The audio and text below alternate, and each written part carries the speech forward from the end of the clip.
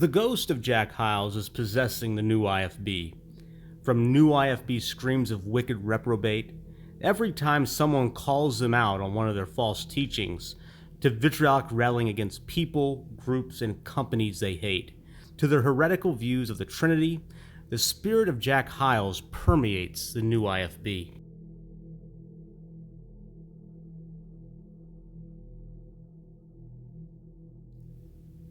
One of the most disturbing aspects of Jack Hyles and his ministry was his sexual immorality, not simply the gross adultery practiced by many in his sphere of influence, as well as by Hyles himself, but even more disturbing than that was the abuse of children, both physical and sexual, and all of it covered up by Jack Hyles, the Pope of the IFB during his heyday.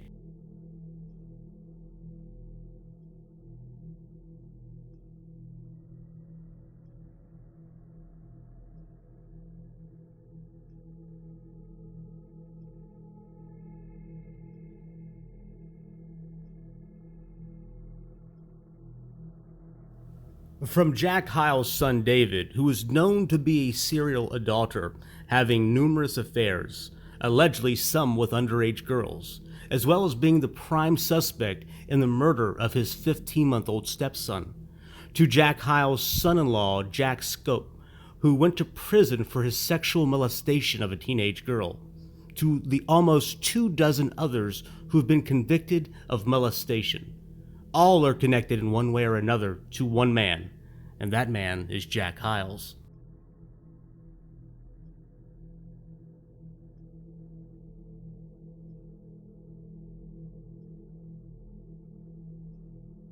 As with other Hyles influences seen in the new IFB, Hyles' practice of covering up for sexual predators is apparently being practiced in the new IFB as well.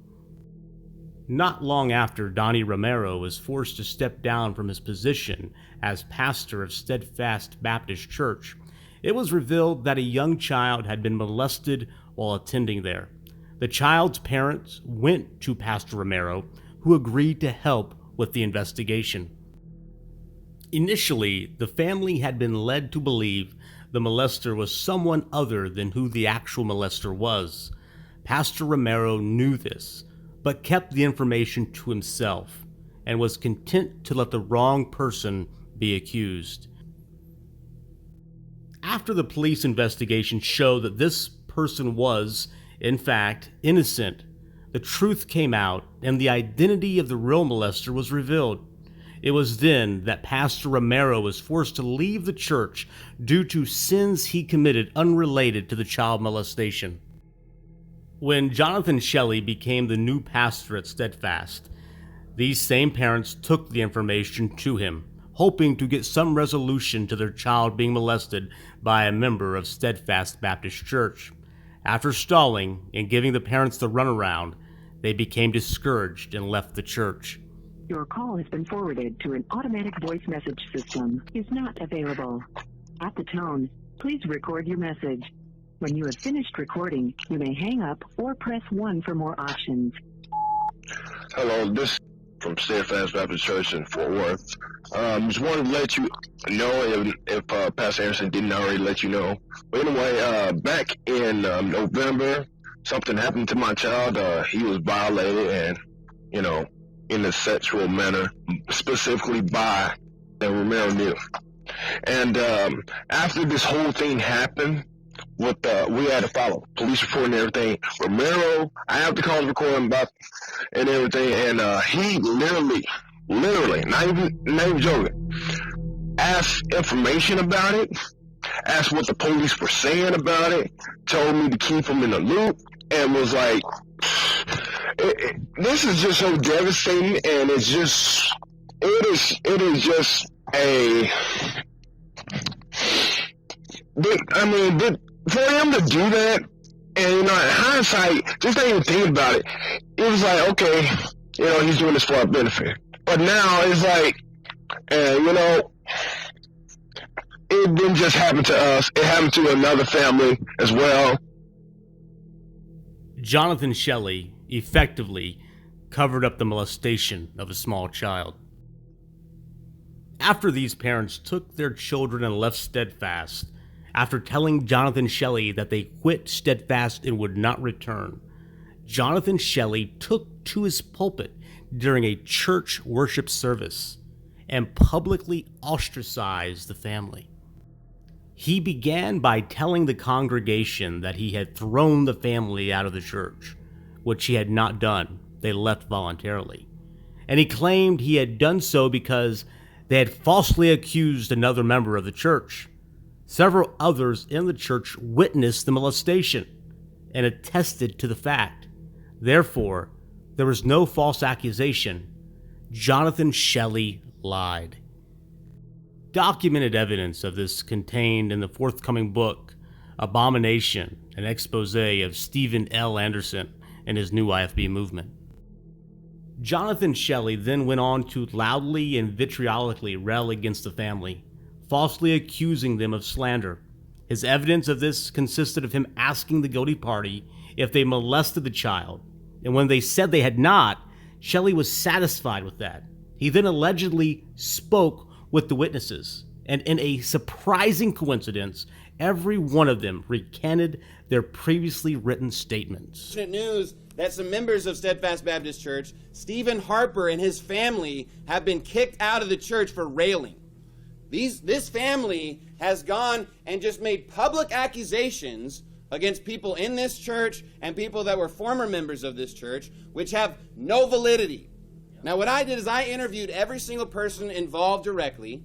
I interviewed other people in the church. I even have a voice recording of Mrs. Harper talking to a detective saying that nobody at Steadfast Baptist Church or at Fort Worth was involved in any of the allegations that they're making. But I guess they decided this is an opportune time to go ahead and just spread lies and rumors and railing accusations against people in this church. And look, that's not tolerated, period.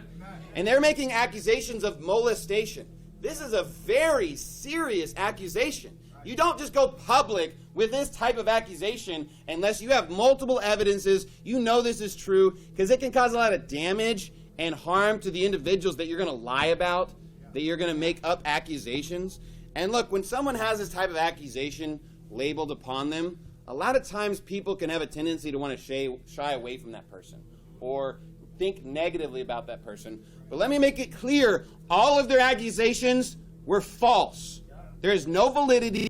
This is not the only case. It has since been revealed that another member of Steadfast Baptist Church is a self-confessed and convicted pedophile. This man, Kyle Ward Chambers, was not only a member of Steadfast Baptist Church, but a loyal follower of Jonathan Shelley. When there was a conflict within the church, and several members banded together to question whether Jonathan Shelley would be a good pastor, Kyle Chambers was quick to let it be known that he stood by Jonathan Shelley. In a video posted to YouTube, Kyle Chambers can easily be seen standing alongside others that sided with Jonathan Shelley.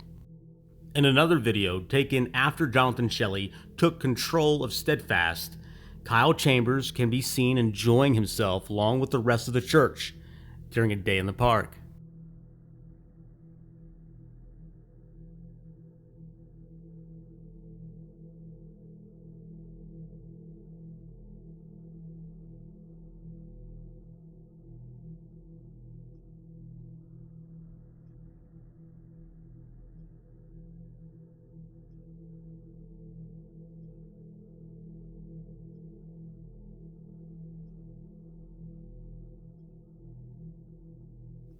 Not only were there children present at this day in the park with Jonathan Shelley's church, but Kyle Chambers made it a point to be close to the children. It wasn't until sometime later that Jonathan Shelley allegedly threw Chambers out of the church. This throwing Chambers out of the church actually took place in a Facebook private group message, where Shelley listed several people as either kicked out of the church or as being on bad terms with Steadfast. Although Kyle Chambers is on that list as a pedophile, Shelley does not specifically say whether he is kicked out or simply on bad terms with the church. thus leading to confusion to any who may read his message, as well as excluding any who were not part of his private group from receiving this information, and thus potentially endangering other children.